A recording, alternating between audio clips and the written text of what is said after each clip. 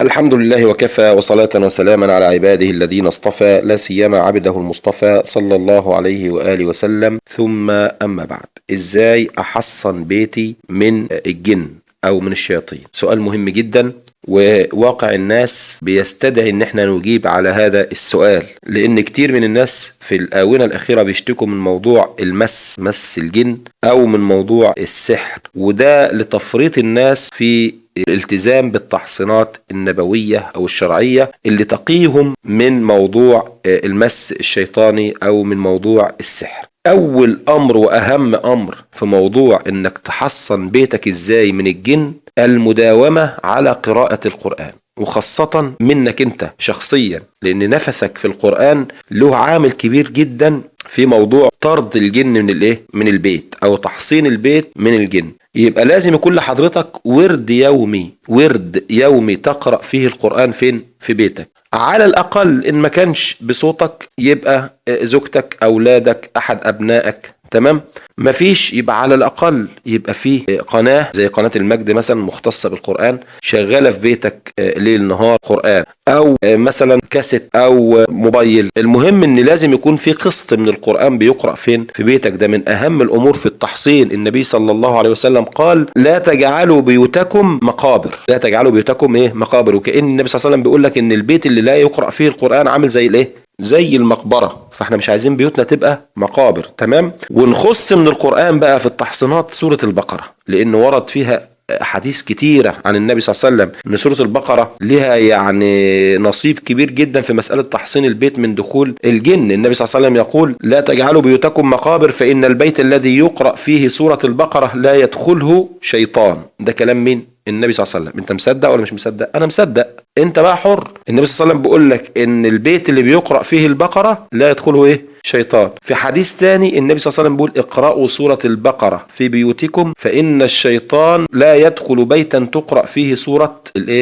البقرة. لا يدخل الشيطان في بيت بتقرأ فيه سورة البقرة. طب اشمعنى سورة البقرة بالذات؟ النبي صلى الله عليه وسلم قال: سورة البقرة فيها آية سيدة آية القرآن لا تقرأ في بيت وفيه شيطان إلا خرج منه. طب ايه الآية ديت؟ قال صلى الله عليه وسلم: آية الكرسي. وكمان ختام سورة البقرة النبي صلى الله عليه وسلم قال فيه: إن الله كتب كتابا قبل أن يخلق السماوات والأرض ب2000 عام فأنزل منه آيتين ختم بهما سورة البقرة ولا تقرآن، يعني الآيتين دول، ولا تقرآن في دار 3 ليال فيقر، يعني يقعد فيها، يعني فيقر بها شيطان. ايه هما؟ اللي هما الآيتين اللي في ختام اللي في سورة ختام سورة البقرة. فسورة البقرة بالذات مهمة جدا يا جماعة في موضوع تحصين البيت من الجن او من الشيطان، عشان نقدر نحمي اولادنا ونحمي انفسنا من موضوع مس الشيطان.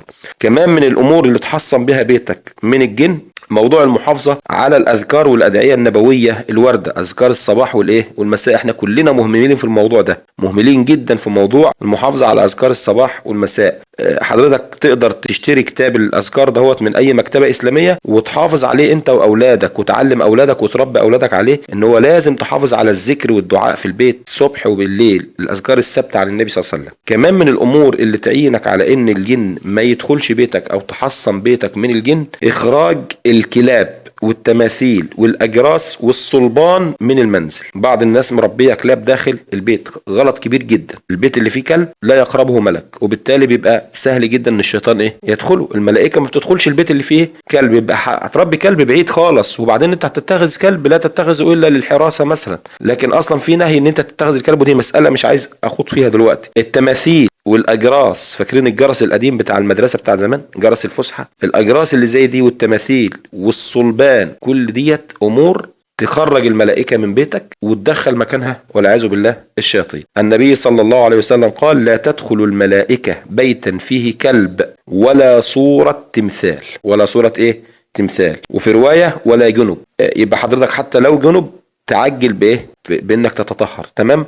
في حديث سيدة عائشة النبي صلى الله عليه وسلم بيقول: لا تدخل الملائكة بيتا فيه جرس. وفي حديث عدي بن حاتم بيقول: أتيت النبي صلى الله عليه وسلم وفي عنقي صليب من ذهب فقال: يا عدي اطرح عنك هذا الوثن. شوف النبي صلى الله عليه وسلم سمى الصليب وثن، تمام؟ لدرجة ان النبي صلى الله عليه وسلم لما كان يشوف حتى الصليب ده في نقشة في ثوب جلابيه مثلا وفيها نقشه الصليب، وللاسف ديت بتظهر كتير دلوقتي ومقصوده، تمام، كان النبي صلى الله عليه وسلم بيقطع هذا الصليب. سيدة عائشه لما رأت امرأة في ثوبها صلب، يعني النقشه بتاعت الفستان نفسها فيها صليب، فقالت لها انزعي هذا من ثوبك، فإن رسول الله صلى الله عليه وسلم إذا رآه في ثوب قضبه، يعني قطعه، لما يشوفه يقطع والصلبان من جنس الأوثان، واتخاذها والعياذ بالله شرك.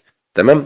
يبقى حضرتك عايز تحصن بيتك من الجن، الجن ما يدخلش عندك البيت، يبقى لازم تهيئ الأسباب اللي تخلي الملائكة تكون موجودة في البيت. خروج الملائكة من البيت معناه خروج الحفظة، وبعد كده يبقى سهل للأبالسة والشياطين والجن ان هم يدخلوا للبيت. كمان من الامور اللي تمنع الشيطان او الجن ان هو يدخل بيتك ويتمكن منه، اللي النبي صلى الله عليه وسلم قاله وارشدنا اليه، قال اذا دخل الرجل بيته فذكر الله. يبقى انت حضرتك راجع من الشغل، راجع من مشوار، اول ما تدخل تلقي السلام على اهل بيتك وعلى اولادك، ده بيخلي الشيطان والجن يخرج بره البيت. وتذكر الله، اي ذكر تقوله بقى وانت داخل بيتك. اذا دخل الرجل بيته فذكر الله تعالى عند دخوله وعند طعامه، لما يجي ياكل بسم الله ذكره. قال الشيطان اول بقى ما بتذكر الله انت بقى، لا مبيت لكم ولا عشاء. ليه؟ لانه وانت داخل الشقة قلت ذكر، وانت بتاكل قلت ذكر، فالشيطان يروح قايل الجماعه بتوعه بقى لا مبيت لكم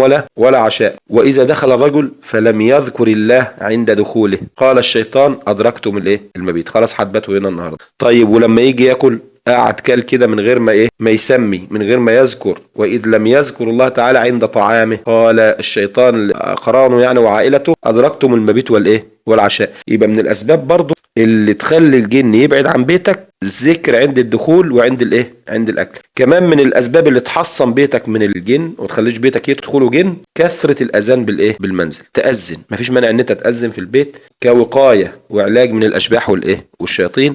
نكتفي بهذا القدر، والسلام عليكم ورحمة الله وبركاته.